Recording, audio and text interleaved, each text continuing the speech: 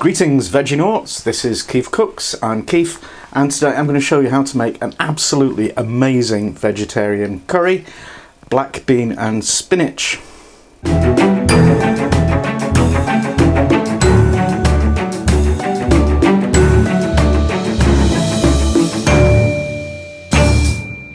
I'm sure you know there's lots of really good Indian vegetarian food because a lot of Indians do not eat meat. And this is a Northern Indian style curry. It's really tasty, really good. Bit complicated, but really worth the effort. So let's do it. Okay, ingredients, loads of them. I've got a big handful of spinach, probably about 150 grams, which we'll cook down to like nothing. A medium onion, 4 or 5 tomatoes. You can use fresh ones, obviously. These are out of a tin. A chunk of ginger, a couple of garlic cloves, and some vegetable oil. Now, spices, I've got a tablespoon of cumin seeds, a tablespoon of coriander seeds, half a teaspoon of chili, ground chili, half a teaspoon of ground turmeric, 1 teaspoon of paprika, and 1 teaspoon of garam masala, and a little fresh chili for decoration basically, and also some fresh coriander also for decoration. Is that it? We'll see. Oh, the beans. These are black soya beans which have been soaking overnight, so that started off as 75 grams dry weight and is probably now twice that. You can use any kind of black beans or any kind of beans at all, really. So let's get going. So just a quick word on soaking the beans. Overnight is preferable. If you're disorganized and like a normal person, you can probably do it in 2 hours. Start them off in boiling water and add a teaspoon of bicarbonate of soda. The other important thing, rinse them before you start soaking them because they'll be covered in unpleasant things. So we drain them from the soaking water and just add plenty of water, enough water to cover them basically, and we'll bring that to the boil and see how long it takes. Might be done in half an hour because they've had a good long soak, but again, cooking time of beans depends on how long they've soaked and how old they are. Older beans take longer. Sometimes older beans just can't be cooked at all.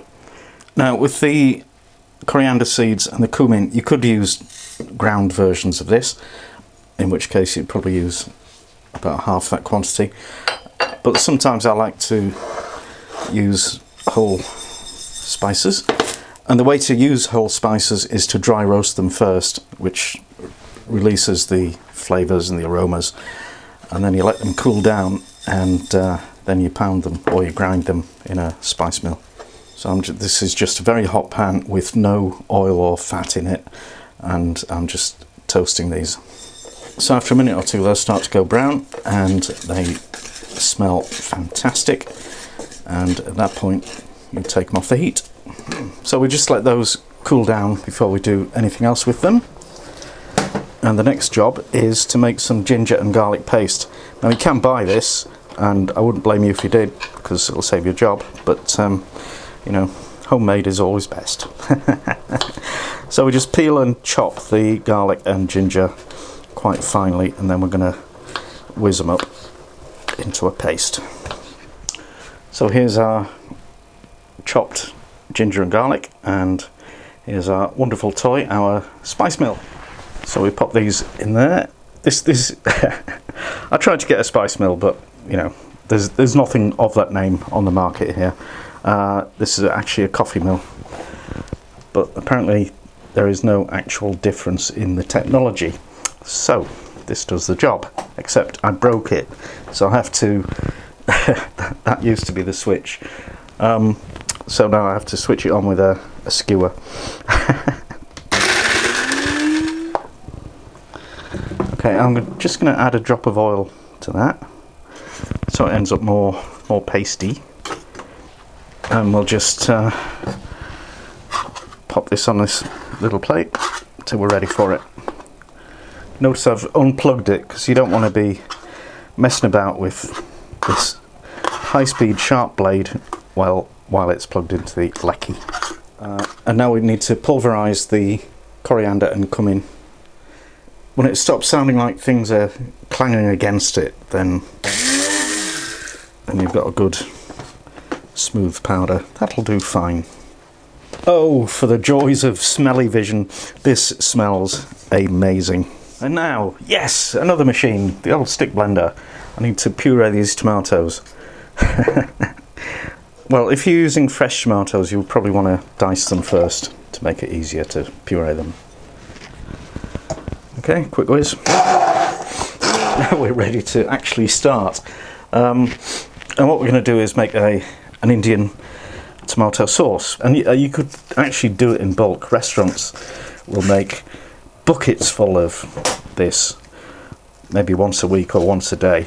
And once you've got this flavour base, then it's a very simple and easy process to finish it off with whatever the main ingredients are. So, peel and chop the onion. Now I've got a few tablespoons of oil, vegetable oil, heating up in a frying pan on medium heat, and I'm going to add the onions, give them a stir, and I'm going to add a teaspoon of salt, which is a bit odd, but that's what you do, and it helps the onions brown more quickly, and we want the onions to brown. So now we add the ginger and garlic paste,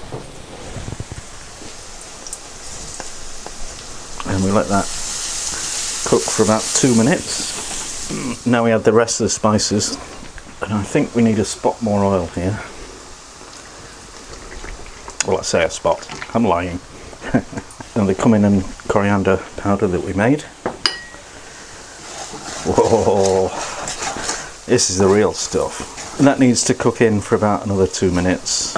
And finally, the tomato puree that we made, or the pureed tomatoes, not quite the same thing.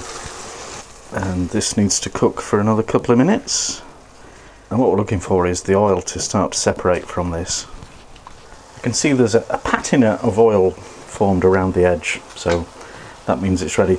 Now at this point, take it off the heat and keep it till you need it, basically. Some recipes suggest that you should puree this again. I'm not that bothered, I'm not gonna. And we'll just have a little taste, because that's what we do when we're chefs. Oh man, oh wow. Oh, that is, that is not tomato ketchup, that is amazing. That was a bit of a nightmare. I guess those beans are really old, because after 2 hours they still weren't quite cooked, and I had to resort to using the pressure cooker for 5 minutes. Keep the water for later, just in case you need to use it to let down the sauce, but you probably won't. So to put the curry together, I've got the tomato that we made earlier, a long time earlier, and the beans, and we just throw them in and we'll let them heat up together. I will add some of the bean cooking liquid because it's a little bit dry looking. I'll just let this cook for about 5 minutes, and then we'll throw in the spinach. Now, as you know, this amount of spinach will end up as almost nothing.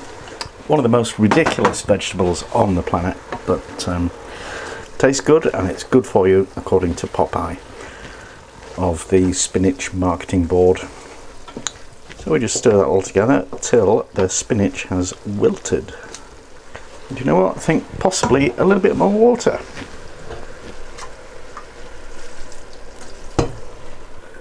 Just try that.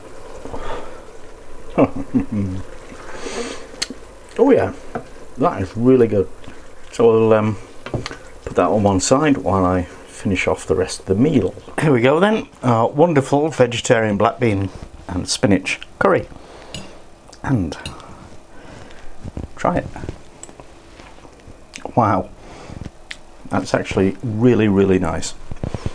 So serve it with some naan or rice or both, and raita, and enjoy. That's all, folks. If you liked it, please share it with all your buddies on social media, and please follow us on Facebook, Twitter, Pinterest, and don't forget the amazing website that has all the details about everything. And thank you for watching.